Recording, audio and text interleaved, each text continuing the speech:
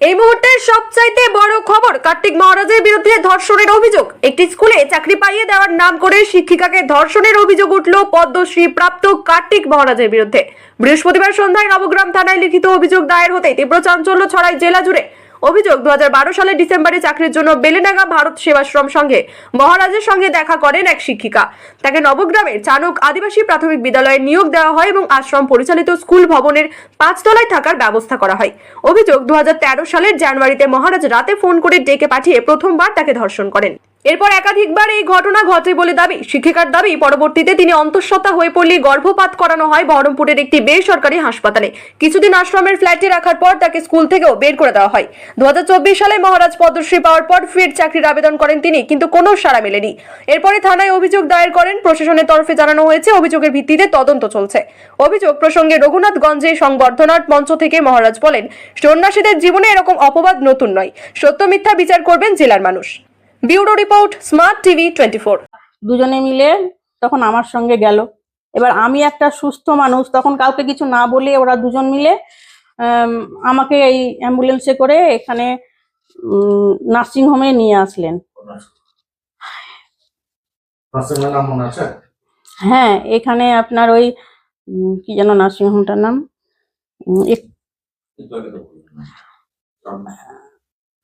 কাঞ্জিলালের nursing home. হ্যাঁ, Kanjilal, doctor কাঞ্জিলালের হাতেই আমার হয়েছিল ওটা।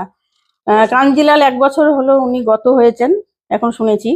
তা ডাক্তার কাঞ্জিলালের নার্সিং হোমেই কাঞ্জিলালের হাতেই আমার ওই অ্যাবর্শনটা হয়েছিল। এবং তখন ওই স্কুলের যে বড়দি সুভদ্রা মণ্ডল, সে আমার বোন সেজে সই করেছিল, বলেছিল ওর বর বিদেশে থাকে, আমরা গ্রাম থেকে গাড়ি এনেছি, অ্যাম্বুলেন্স এনেছি, তা তাড়াতাড়ি করে আজকের মধ্যে এখনই আমাদেরকে চলে যেতে হবে তাড়াতাড়ি।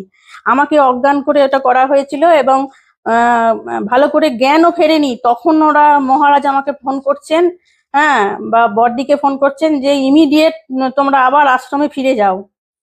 আর ডাক্তার কিন্তু আমাকে 24 ঘন্টা না হলে ছাড়তেই চাইছিল না। ওখানে বলছে একটা পেশেন্ট এরকম দাঁড়াতেই পাচ্ছে না, হ্যাঁ, তাকে তোমরা এইভাবে নিয়ে যেতে পারো না, তাকে তোমরা নিয়ে যেতে পারো না। হ্যাঁ, 2 মাসের হয়ে গেছিল ওটা। তা তখনকার সময় তো 10 বছর আগের কথা বলি, তখনকার সময় তো আর সেই ওষুধ খেয়ে করার মতো ব্যবস্থা ছিল না। আর সবচেয়ে বড় কথা, আমি ওই স্কুল থেকে তো বাইরে বেরোতে পারতাম না ওদের পারমিশন ছাড়া। তা আমি বড়দির পারমিশন ছাড়া তো কোথাও যেতেই পারতাম না। কার্তিক মহারাজ আপনার এই প্রবলেমের পরে আপনি ওইভাবে দিয়ে আবার আমি বলি বাকিটা, দিয়ে আবার ব্যাপারটা হয়েছে যে আমি ওই মানে নার্সিং হোমে যখন ছিলাম আমাকে ওইভাবে টানা হাঁচড়া করে নিয়ে আসা হলো। ওই দুটো মেয়ে আমাকে আমার কথা বিশেষ না ভেবে মহারাজের কথা ভাবলেন, মহারাজকে কি করে বাঁচাতে হবে সেই চিন্তা ওদের মাথায় ঘুরছে। আর আমিও উনাকে কি করে বাঁচাতে হবে সেই চিন্তা আমার মাথাতেও ঘুরছিল। কিন্তু উনি যে আমার সঙ্গে পরে ধোঁকাবাজি করবেন এটা তখন আমি বুঝতে পারিনি, বুঝলেন তো। আমি ভালো মানুষই মনে করেছিলাম উনাকে। বেশ, আপনি কি চান? কি চাইছে? আমি চাইছি এটার একটা বিচার হোক, কারণ এভাবে চলতে পারে না। আপনার মতো কি আরো? আমার মতো অনেক মেয়ে এরকম হবে, যে কেউ গিয়ে এরকম যে কোনো সাধু গিয়ে কোনো মেয়েকে ধোঁকা দেবে এরকম বারবার, তা তো হয় না জিনিসটা। ঠিক আছে, আপনি হঠাৎ 10 বছর হয়ে গেছে, তাই এতদিন বলেননি কেন? এতদিন বলিনি আমার ফ্যামিলির জন্য। আমার বাবা মা আছে, আমার মেয়ে আছে, হ্যাঁ।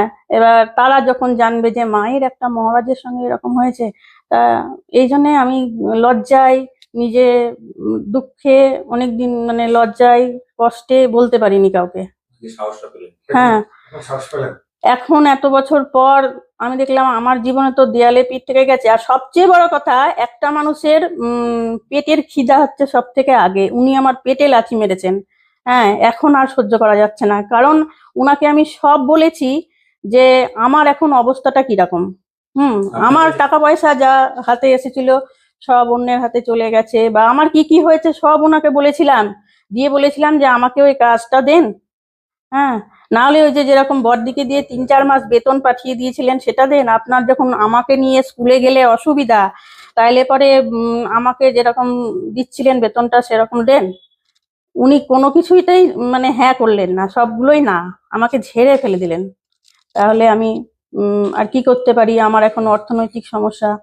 আমার হাজবেন্ড যে সে এখন ছোট্ট একটা কি বলবো রেস্টুরেন্ট চালায়। হ্যাঁ, এই কোশ্চেন বাদ ওকে ডান। এবার আমার শুরু হবে। এটা কি আছে না একটু শর্টকাটে